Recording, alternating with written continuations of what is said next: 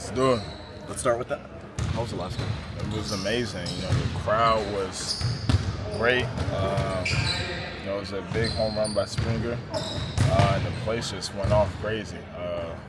It was already loud when the ball was soaring through the air, but then it just got even crazier once it landed. But other than that, it was a great game.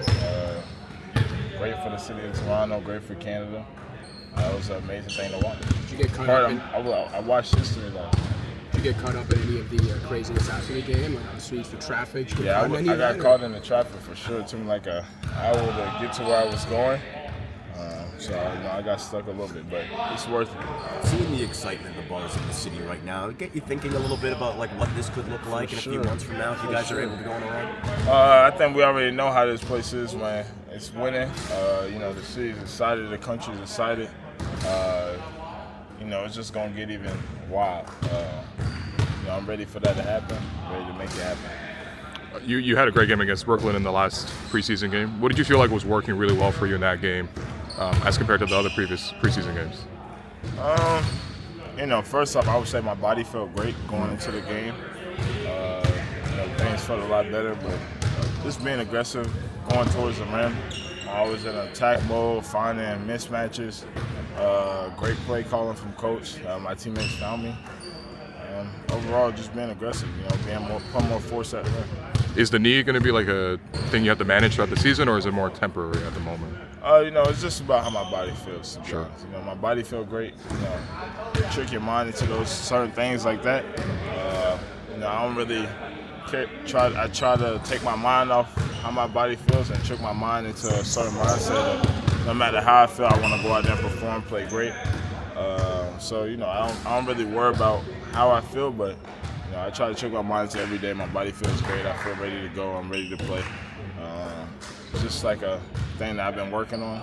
I just feel great going into the game. Have you set any individual goals for yourself for this season?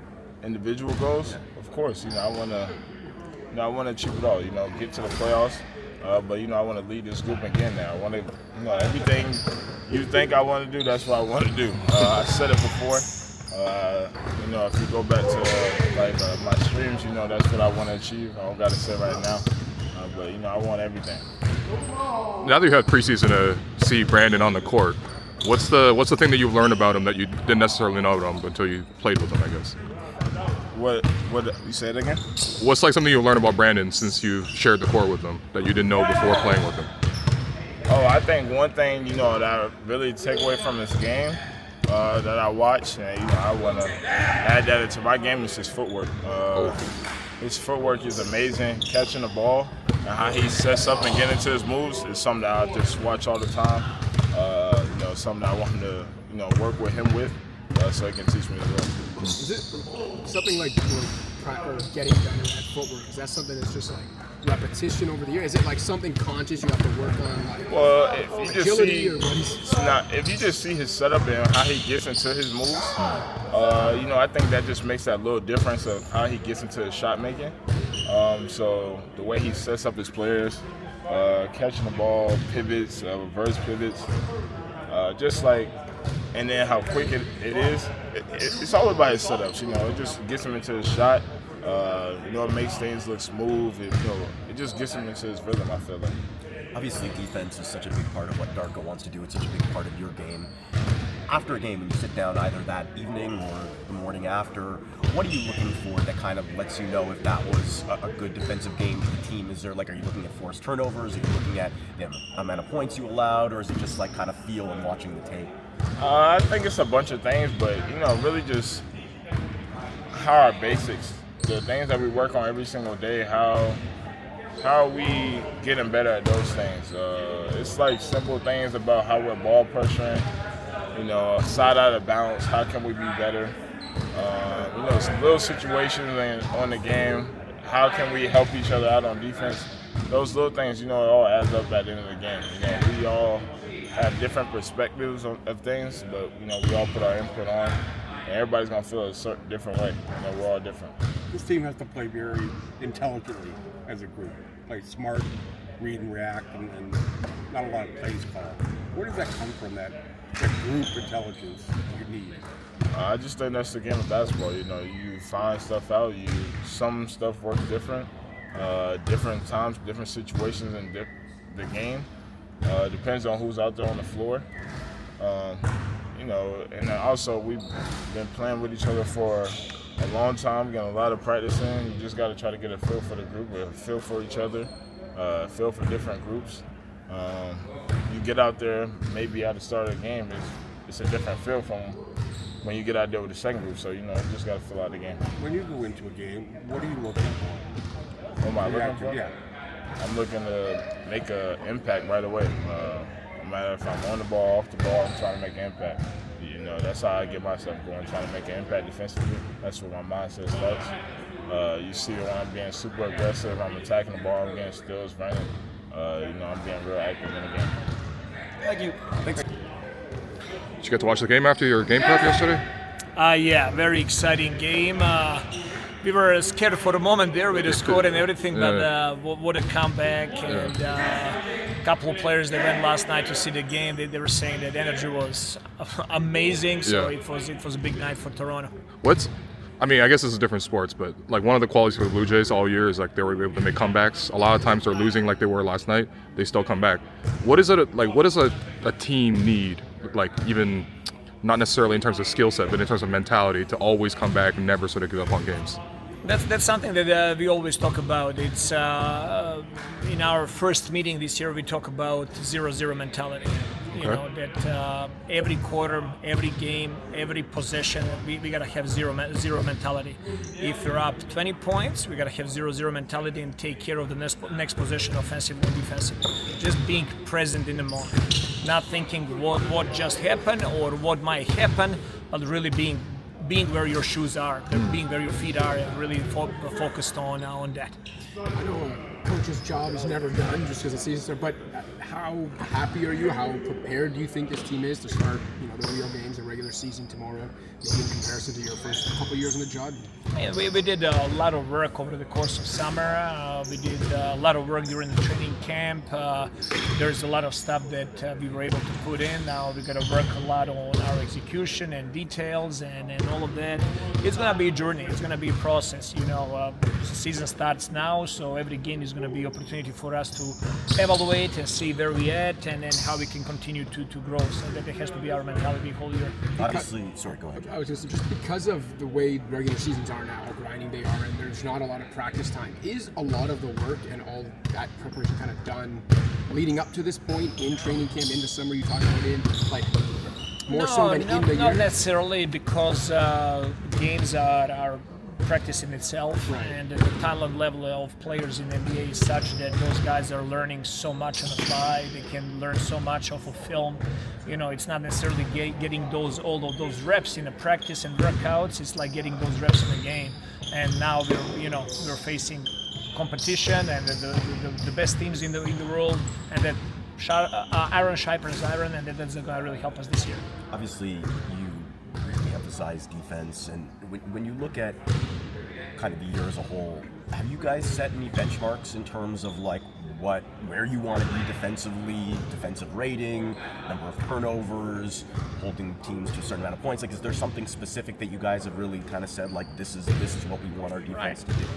We don't control rankings. Are we going to be number 1 or number 5 or number 15? It depends on other teams as well.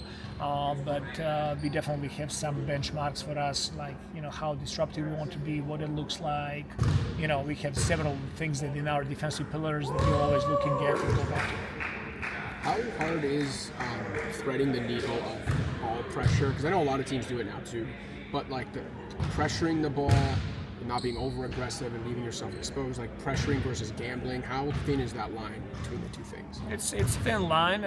We do like to be to err on the side of more aggressive, and as the time goes to clean up things and to clean up like some of the mistakes and some unnecessarily fouls that we make, and but it's a thin line. We really want to be aggressive and disruptive, and some mistakes are coming with that. And as I said, it's going to be long season and long journey, and there's going to be a lot of opportunities for us to clean up a lot of things in our defensive and offensive game. You've talked for a long time about how good Scottie Barnes is on the defensive end. Is the hope obviously this year that with you guys being more competitive and you guys having a better defense as a team, as a whole, for the whole season, not just the second half, that ideally people around the league start to notice the things that Scottie has now been doing for a number of years defensively? I mean, this year, I really hope that people are going to get all of those applications and being able to watch our games on Prime and to watch on all different, because I don't want people to miss out how good Scottie is and how good he makes our defense and all the stuff that he does for us, how much he's covering on defensive end, and his defensive rebounding and his ability to guard 1-5 and all the challenges they were putting on him. So I think the more people and media and everybody is focused to pay attention to those details, they will be able to see how great he is, and I can tell you right now that he deserves to be considered for all defensive team in NBA. One thing we notice from Scottie a lot, just especially in preseason, but even just overall watching his whole career, is he's really good at getting the rebound and then throwing that quick outlet pass and just getting you guys in transition. How aggressive do you want the rest of the team with that first outlet pass to get you guys out on the break? We want our whole team to play to that standard. Scottie is doing an outstanding job with that, and with that we call that first touch to get the ball, from court sooner the better. He's doing a lead job there, and it's opening up a lot of stuff in transition for us to get shots early in the shot clock, and we expect all the guys to play to that standard. What have you noticed from Darko now this year that changes from last year, or are your relationship evolved in the time you've been here? For sure. I think we built a little more trust between him and I. Personally, so that's been good, and just we really have a lot of the same guys on this team. We have a lot of the same guys. We're adding BI, so nothing's really changing too much in that aspect. We're just trying to make sure that we get BI and like Sandro on the same page, and yeah. What kind of trust between you and the coach? To let you make plays, or yeah. Well, when you're playing somewhere else, like they really only know kind of what they see there, and I think we can all agree that I'm a different player, here. So, not really knowing what it was gonna look like, but I think just my consistency and his consistency and the conversations that we continue to have. Like I said, I think we built some trust there. You can see that you expanded your game from New York. I just listen to him, man. I listen to him. I try to do what is asked and expected of me, and I'm here to learn, grow. I don't have any ego. I just want to help the team. Have the things that he emphasizes defensively, or even the degree in which he emphasizes things defensively, changed from the time you got here? Not just specifically for you, but for the team as well. My defense has been stressed since I got here, and I think everybody can see it. We're like really annoying to play against. It's annoying to play against in practice. So that's why I get so excited when we get to go play somebody else, because Jamal and Ochai and guarding you in practice every day, harassing you, is really annoying. Yeah. Is that stuff contagious? It is. It's contagious throughout the whole team, and that's why we're going to try to go out there and do. It feels like in preseason already, you and Brandon have developed a nice chemistry. What have you learned about him after sharing the court with him? They double team him. I'll make the shot. I drive. They stop me. I pass to him. He'll make the shot. Stuff like that. Simple? Yeah. That's a simple game. Are you annoying? Me? Yeah. Can be. I'm a little jack of all trades, a little bit, do a little bit of everything. Sneaky annoying. Yeah. Sneaky annoying. Yeah, sneaky. You look up, you're like, wait, when did he do all that? Yeah. Yeah. Thank you. Fair enough. Thanks, Thanks, guys.